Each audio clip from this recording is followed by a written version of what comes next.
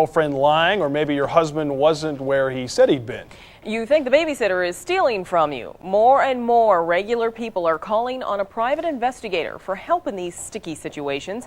Catherine Davis of Cat's Eye Private Eye says her clients range anywhere from a Burger King employee who suspects an unfaithful spouse to banking execs who want to catch a thief.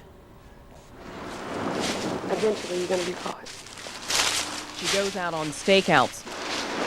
She dresses in disguise. She spies.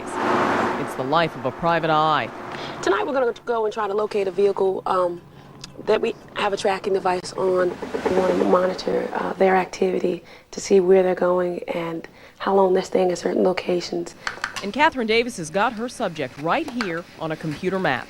That the vehicle was either stopped or parked at this location. It was tracked by 6 satellites.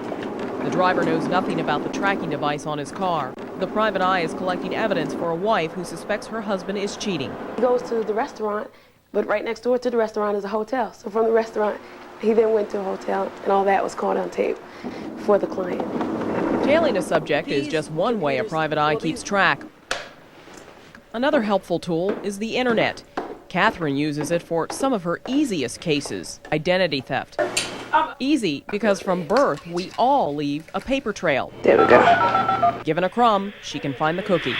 And I said, I've given Catherine permission to look up some information on me on her database. All she knows about me is my last name, where I'm from, and she knows my age. But as it turns out, it may be more information than she really needs. I'm wondering, is most of your information in Raleigh or is it still in Ohio? I should have some results between 3 and 60 seconds. Within seconds, she rattles off my real birth name and social security number. Barbara L.K.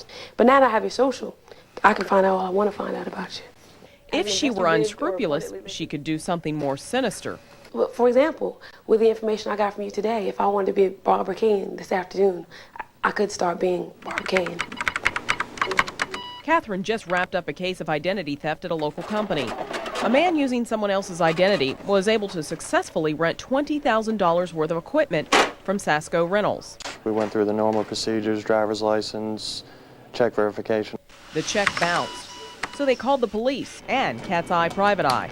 I have access to databases that the police don't use. Which helped her determine the suspect's real identity. Your young man that you're looking for is actually in Michigan, and the guy that was just in your office yesterday could not have been the same person because he's been in Michigan for over a week.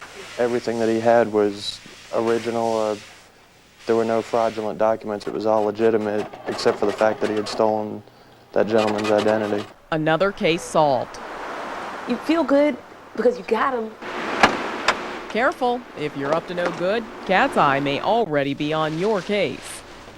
It's estimated 500,000 people every year have their identity stolen. A private eye fee can go from under $100 for a one-time job or several $100s, which involves surveillance. I am afraid. That is You unbelievable. should be. Actually, she says every one of us from birth leave a paper trail. So there's not one human being on this earth that a private eye that has this access can find out anything about you. She went all the way, she got all my information all the way to the first house I lived in after my parents gave birth to me. It is unbelievable. Right. So there's no excuse for forgetting a birthday or Valentine's Day for that matter, right? That's one way to look at it. I slip on, and stealing somebody's identity. Wow. It's very easy. I'm safe. Nobody wants to be the weather guy. Who'd want to be me? I can't think of anybody. Probably nobody out there with that knowledge would want to do that either.